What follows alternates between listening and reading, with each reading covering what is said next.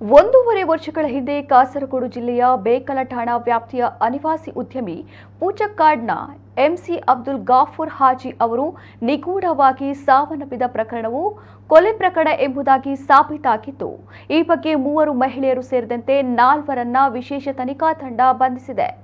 ಮೇಲ್ಪರಂಬ ಕುಳಿಕುನ್ನುವಿನ 38 ವರ್ಷದ ಶಮೀಮಾ, ಆಕೆಯ ಪತಿ 40 ವರ್ಷದ ಉಬೈದ್, ಪೂಚಕ್ಕಾಡ್ನ ಅನ್ಸಿಫಾ ಮತ್ತು ಮಧೂರಿನ ಆಯಿಷಾ ಬಂಧಿತರು. ಚಿನ್ನಾಭರಣಗಳನ್ನು ದ್ವಿಗುಣಗೊಳಿಸುವುದಾಗಿ ನಂಬಿಸಿ ವಾಮಾಚಾರದ ಹೆಸರಿನಲ್ಲಿ ಸುಮಾರು 596 ಪವನ್ ಚಿನ್ನಾಭರಣಗಳನ್ನು ಲಪಟಾಯಿಸಿದ ಪ್ರಕರಣ ಇದಾಗಿದೆ. ಚಿನ್ನಾಭರಣ ಲಪಟಾಯಿಸಿದ ವಿಷಯ ಗೊತ್ತಾಗುತ್ತಿದ್ದಂತೆ ಅವುಗಳನ್ನು ಮರಳಿಸುವಂತೆ ಗಫೂರ್ ಹಾಜಿ ಹೇಳಿದ್ದು, ಈ ಕಾರಣಕ್ಕಾಗಿ ಕೊಲೆ ನಡೆಸಿರುವುದಾಗಿ ತನಿಖಾ ತಂಡ ತಿಳಿಸಿದೆ. 2023ರ ಏಪ್ರಿಲ್ 14ರಂದು ಈ ಕೊಲೆ ನಡೆದಿದೆ. ಕೃತ್ಯ ನಡೆದ ದಿನ ಗಫೂರ್ ಹಾಜಿ ಮಾತ್ರ ಮನೆಯಲ್ಲಿದ್ದರು. ಪತಿ ಮತ್ತು ಮಕ್ಕಳು ಸಂಬಂಧಿಕರ ಮನೆಗೆ ತೆರಳಿದ್ದರು. ಮರಳಿ ಬಂದಾಗ ಗಫೂರ್ ಮನೆಯ ಮೂಲೆಯಲ್ಲಿ ಮೃತಪಟ್ಟ ಸ್ಥಿತಿಯಲ್ಲಿ ಪತ್ತೆಯಾಗಿದ್ದರು. ಅಸಹಜ ಸಾವು ಎಂದು ಪತ್ನಿ, ಮಕ್ಕಳು, ಸಂಬಂಧಿಕರು ನಂಬಿದ್ದರು. ಇದರಿಂದ ಮೃತದೇಹವನ್ನು ದಫನ ಮಾಡಲಾಗಿತ್ತು. ಕೆಲ ದಿನಗಳ ಬಳಿಕ ಗಮನಿಸಿದಾಗ ಮನೆಯಿಂದ 596 ಪವನ್ ಚಿನ್ನಾಭರಣ ನಾಪತ್ತೆಯಾಗಿರುವುದು ಮನೆಯವರ ಗಮನಕ್ಕೆ ಬಂದಿದೆ.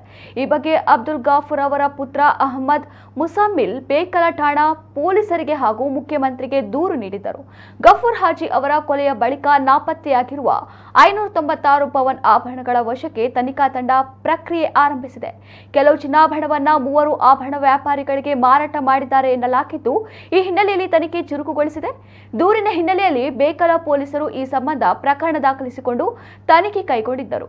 2023 ಏಪ್ರಿಲ್ 27ರಂದು ಗಫೂರ್ ಹಾಜಿ ಅವರ ಮೃತದೇಹವನ್ನ ಸಮಾಧಿಯಿಂದ ಹೊರತೆಗೆದು ಮರಣೋತ್ತರ ಪರೀಕ್ಷೆಯನ್ನು ನಡೆಸಲಾಗಿತ್ತು. ಮರಣೋತ್ತರ ಪರೀಕ್ಷೆಯಲ್ಲಿ ತಲೆಗೆ ಗಾಯವಾಗಿರುವುದು ಕಂಡುಬಂದಿತ್ತು. ಇದರಿಂದ ಕೊಲೆ ಎಂಬುದು ಸ್ಪಷ್ಟಗೊಂಡಿತ್ತು. ತನಿಖಾ ತಂಡವು ಮನೆಯವರು, ಕುಟುಂಬಸ್ಥರು, ನಾಗರಿಕರು ಹಾಗೂ ಕ್ರಿಯಾ ಸಮಿತಿ ಸೇರಿದಂತೆ 40ಕ್ಕೂ ಅಧಿಕ ಮಂದಿಯನ್ನ ವಿಚಾರಣೆಗೊಳಪಡಿಸಿತ್ತು.